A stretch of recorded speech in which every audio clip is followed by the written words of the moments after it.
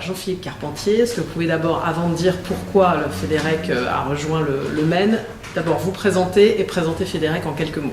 Oui, alors Jean-Philippe Carpentier, donc moi je suis entrepreneur dans le Nord, j'ai une entreprise de recyclage de bouteilles plastiques en PET et depuis 4 ans et demi j'assure la présidence de la FEDEREC qui est la Fédération du recyclage.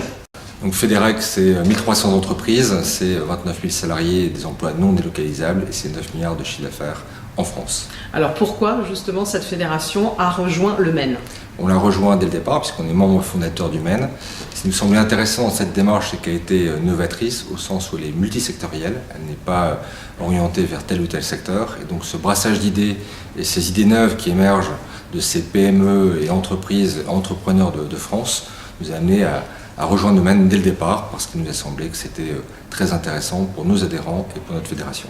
Alors qu'est-ce qu'il faut faire, justement, précisément dans le secteur, on va dire, de l'économie circulaire pour faire bouger les lignes, puisque c'est le but aussi du Maine? Oui, un des axes qui avait été développé par le rapport de Corinne Lepage à Ségolène Royal, c'était réintégrer les externalités. Une externalité, c'est quoi? C'est quelque chose qui aujourd'hui n'est pas pris en compte dans le modèle économique. Et chez FEDEREC, dans le métier du recyclage, on a notamment le problème des prix des matières premières qui évoluent énormément. Et on a un avantage énorme sur les matières premières fossiles, c'est notre bilan environnemental qui est très positif. Et donc notre objectif, c'est comment réintégrer un prix du carbone, comment réintégrer les économies d'énergie réalisées grâce à l'utilisation de matières premières issues du recyclage. Parce que vous-même, vous avez fait justement un bilan, un état des lieux de ce que pouvait apporter, enfin, si je peux dire, l'économie circulaire et en termes notamment de carbone et d'émissions de carbone. Oui. D'ailleurs, le rapport de Corinne Lepage nous a ouvert les yeux sur cette pépite qu'on avait dans les mains. Et donc, depuis 2 ans, on mène une étude sur les bénéfices environnementaux du recyclage, matière par matière. Et ce bilan va sortir fin mai, officiellement, donc, qui a été cofinancé par l'ADEME. Et il va démontrer matière par matière qu'on émet moins de carbone et on consomme moins d'énergie en utilisant des matières issues du recyclage par rapport aux matières fossiles. Puisque le Maine s'adresse aussi à ceux qui nous gouvernent, quel choix politique faudrait-il faire à l'heure actuelle pour valoriser cette économie circulaire? Le choix est très simple, c'est d'avoir un vrai prix du carbone aujourd'hui en France et en Europe.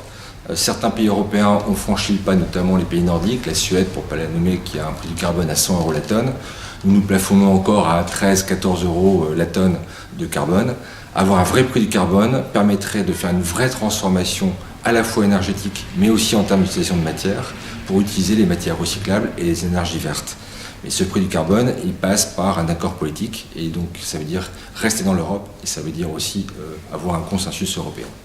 Et alors, puisque vous l'avez dit, vous êtes membre fondateur du Maine, quel message vous avez envie d'adresser à ceux qui peuvent vous voir et pour dire qu'il faut rejoindre le Maine aussi et aller dans ce mouvement transverse dont vous parlez?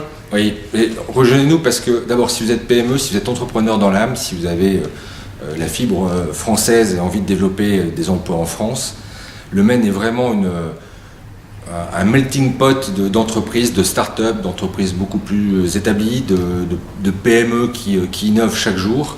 Et ce brassage d'idées, de culture, ne serait-ce que ça, est un enrichissement. Et si en plus on peut, grâce à ce rassemblement d'entrepreneurs, faire passer des idées qui sont pertinentes et qui permettent de développer l'industrie et l'emploi en France, c'est au Maine que ça se passe.